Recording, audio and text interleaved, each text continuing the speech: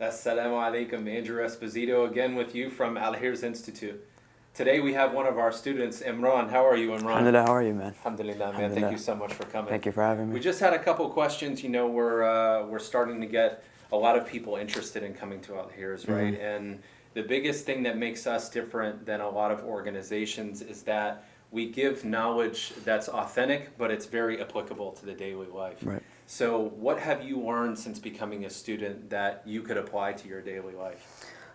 So when I first attended, we did Arabic ridiculously simplified and Qur'an effortlessly memorized.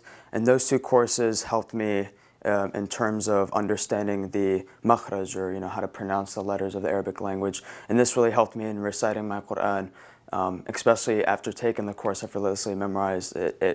They just complemented each other so well. So me looking at Qur'an, it really helped me look at it a different way.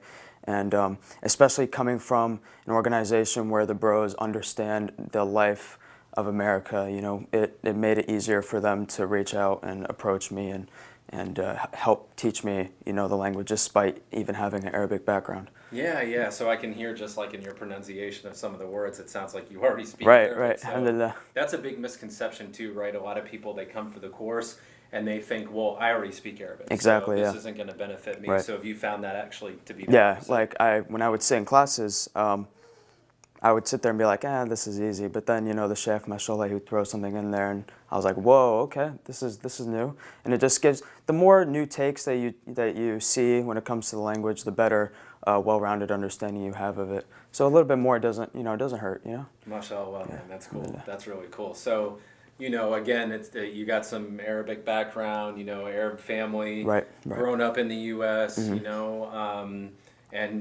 you're a teenager, so Right.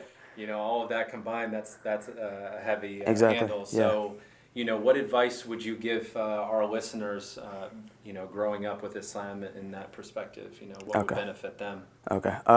My biggest advice is to go to the masjid, because I noticed growing up, we are the minority in the country.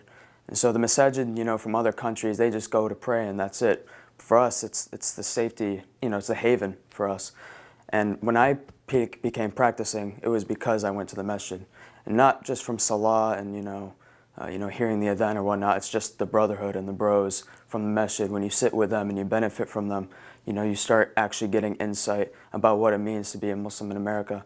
And so the only advice I have is to just go to the masjid, not even just for Jama'ah, as much as you can, every salah if you can, every day.